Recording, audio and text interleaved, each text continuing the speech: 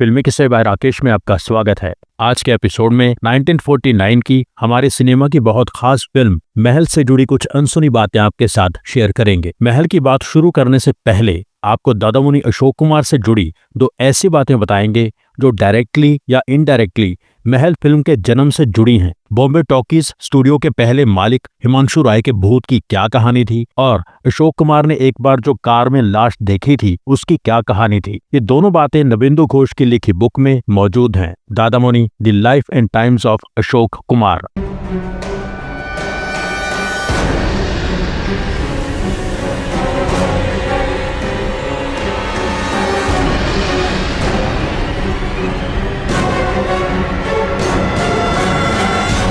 जैसा कि आपको पहले भी एक एपिसोड में बताया था कि एक कामयाब स्टार बन जाने के बाद अशोक कुमार बॉम्बे टॉकीज स्टूडियो के मालिक बन गए थे। बॉम्बे टॉकीज के पहले मालिक हिमांशु राय गुजर चुके थे। अशोक कुमार के दिल में उनके लिए हमेशा बहुत सम्मान रहा।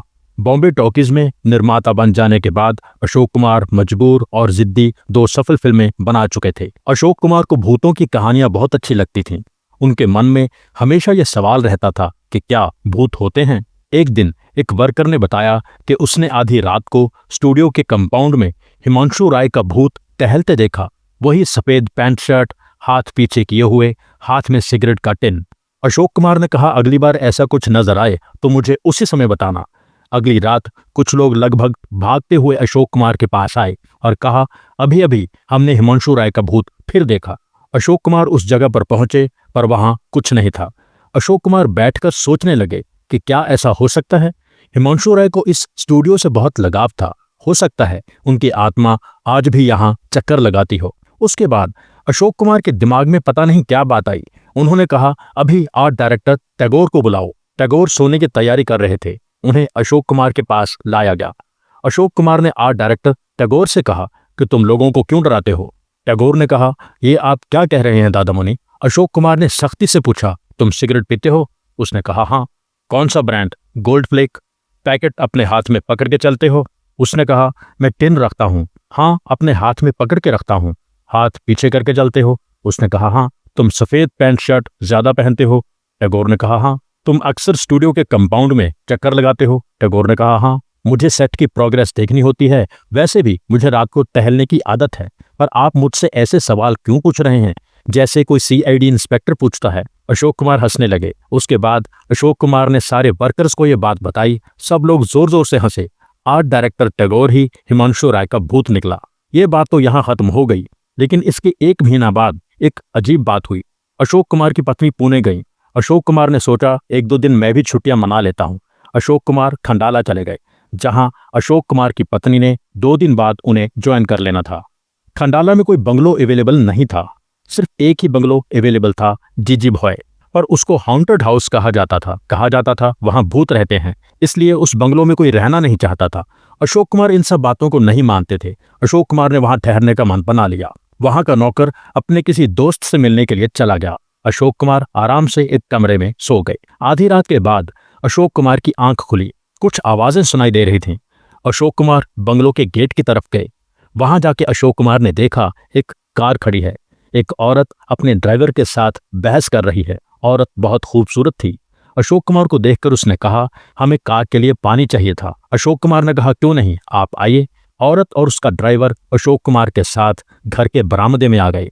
अशोक कुमार ने उन्हें एक पानी की बोतल दे दी। औरत ने ड्राइवर से कहा, जाओ कार को ठीक करो। ड्राइवर पानी लेकर बाहर चला गया। औरत वहीं बैठ गई। अशोक कुमार ने आराम से पूछा, आप विस्की लेंगी। औरत ने कहा, नहीं।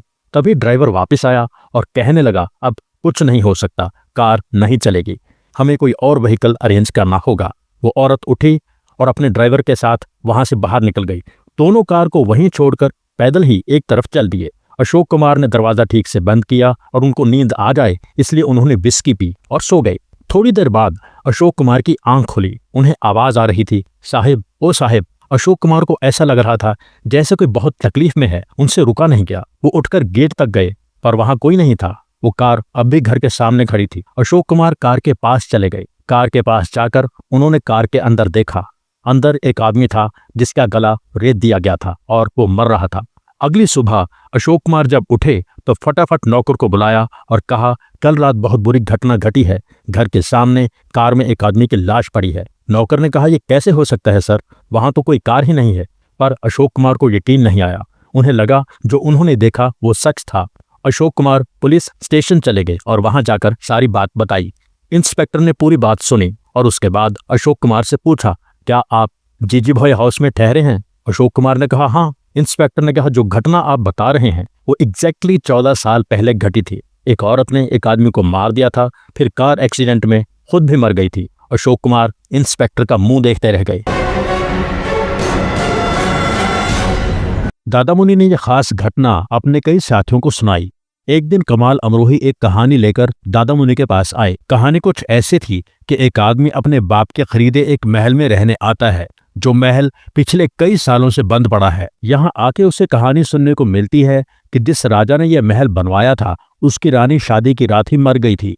अब उस रानी की आत्मा यहाँ भटक रही है। वो आदमी इस रहस्य के तह तक जाना चाहता है। कहानी आगे बढ़ती है। ये भी कहा जाता है कि महल फिल्म के आखिरी हिस्से में जो खास ट्विस्ट था वो 1945 में आई American mystery film the fatal witness से इंस्पायर्ड था। अशोक कुमार को कहानी इसलिए पसंद आई क्योंकि उनको इस तरह की कहानी में इंटरेस्ट था और अभी अभी उनके साथ ऐसा ही कुछ हुआ भी था। बाकी लोगों को भी कहानी पसंद आई। अशोक कुमार के साथी प्रोड्यूसर सावक वाचा को कहानी पसंद नहीं आई। उनका कहना था, सस्पेंस फिल्म की रिपीट वैल्यू नहीं होती। हमारा स्टूडियो बॉम्बे टॉकीज अभी भी लॉस में ही चल रहा है। ऐसे में इस तरह की रिस्की फिल्म बनाने की जरूरत नहीं है। अशोक कुमार ने कहा, यह फिल्म बहुत इंटरेस्टिंग बन सकती है अगर कोई अच्छा निर्देशक इसे बनाए। अशोक कुमार को कमाल अमरोही की नरेशन बहुत पसंद आई थी। अशोक कुमार ने कमाल अमरोही से कहा कि तुम ही इस फिल्म को डायरेक्ट करो। कमाल अमरोही तैयार हो गए। कमाल अमरोही तब तक एक लेखक के रूप में लगभग 10 फिल्में कर चुके थे, पर उन्होंने कोई भी फिल्म डायरेक्ट नहीं की थी। अशोक कुमार ने सावक वाचा से कहा कि अगर फिल्म की वजह से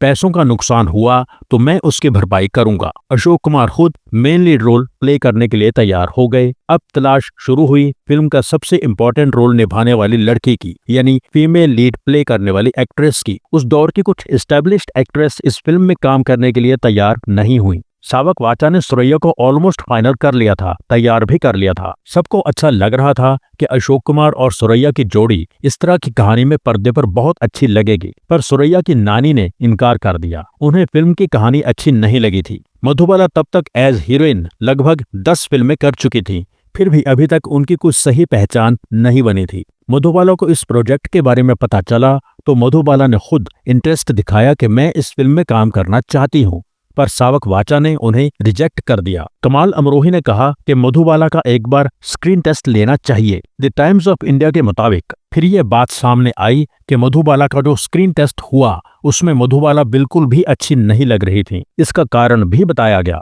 जर्मन सिनेमाटोग्राफर जोसेफ वर्शिंग जो स्टूडियो में नौकरी पर थे, उनसे ऐसा कहा गया कि स्क्रीन टेस्ट ऐसे लेना है कि मधुबाला सुंदर ना लगे। कमाल अमरोही सेटिस्फाई नहीं हुए। उन्होंने कहा, मैं अपने तरीके से मधुबाला का ऑडिशन लूंगा। कमाल अमरोही ने अपनी समझ के हिसाब से लाइट्स अरेंज की और मधुबाला का स्क्रीन टेस्ट लिया। नतीजा बिल्कुल अलग था। मधुबाला बहुत खूबसूरत तो लगी ही, फिल्म में जो लड़की का किरदार था, जिस तरह उसे पेश करना था, उसके लिए मधुबाला का चेहरा परफेक्ट था। फिल्म की शूटिंग के समय मधुबाला को लगभग हर शॉट को कई बार परफॉर्म करना पड़ता था। उनके बहुत रीटेक्स होते थे। शुरू में कईयों ने कहा अशोक कुमार और मधुबाला की एज डिफरेंस की वजह से दर्शक उनकी जोड़ी पसंद नहीं करेंगे। अशोक कुमार मधुबाला से लगभग 22 साल बड़े थे। अशोक कुमार और कमाल अमरोही का कहना था कि जिस तरह की कहानी है उसके लिए ये उम्र का फर्क कहीं नजर भी नहीं आएगा। फिल्म की शूटिंग के दौरान भी पैसों की तंगी आई। कमाल अमरोही ने अपने घर से कुछ कॉस्ट्यूम्स और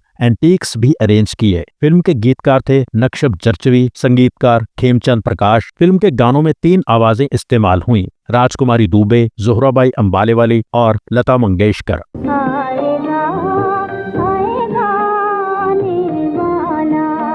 फिल्म का सदाबहार आइकॉनिक गाना आएगा आने वाला पहले उमा देवी खत्री ने गाना था, यानी टुनटुन ने, पर उनका कारदार प्रोडक्शंस के साथ कॉन्ट्रैक्ट था, इसलिए वो नहीं गा पाई। दादा मुनि ने एक बार बताया था कि संगीतकार सी रामचंद्र ने पहली बार उन्हें लता मंगेशकर से मिलवाया था। कहा था ये बहुत अच्छा गाती है। फिर महल के गानों के लिए मैंने संगीतकार खेमचंद प्रकाश से कहा कि लता से गवाओ।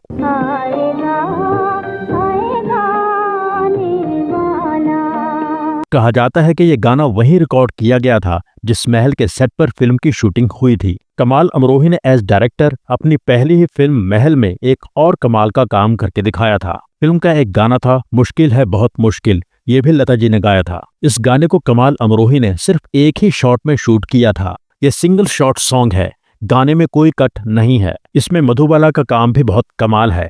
सारा गाना ज़बानी याद करके उन्होंने परफेक्ट टाइमिंग पर होंठ हिलाए हैं।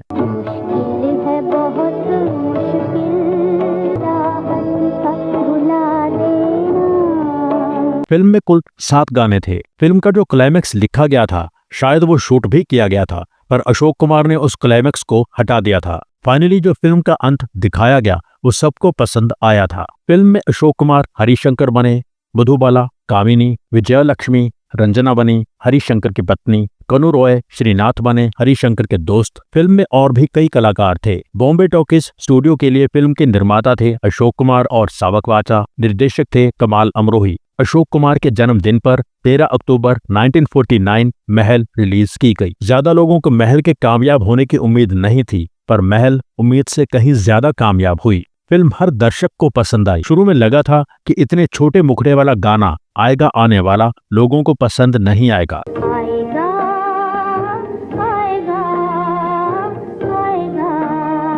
पर खेमचंद प्रकाश जी ने ऐसी कंपोजिशन बनाई कि गाना सबके जबान पर चढ़ गया। फिल्म के बजट और कलेक्शन की एग्जैक्ट फिगर्स तो शायद किसी के पास अवेलेबल नहीं है। Trade site box office India के हिसाब से महल की नेट कलेक्शन 80 लाख रुपए थी। महल सुपरहिट थी। 1949 की तीसरी सबसे बड़ी हिट थी।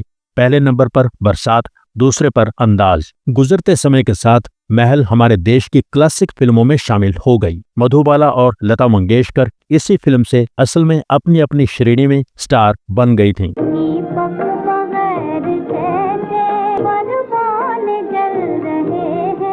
आएगा आने वाला जब ऑल इंडिया रेडियो पर प्ले होने लगा तो ऑल इंडिया रेडियो को चिट्ठियां आने लगीं कि इस गाने को गाने वाली लड़की का नाम क्या है। ऑल इंडिया रेडियो ने उन चिट्ठियों का जवाब देने के लिए म्यूजिक कंपनी से पूछा कि इस लड़की का नाम क्या है, क्योंकि तब म्यूजिक रिकॉर्ड्स पर सिंगर का नाम नहीं लिखा जाता था। महल अपनी कैटेगरी में पहली फिल्म थी। इसके बाद इस फिल्म से इंस्पायर होकर कई फिल्में बनी।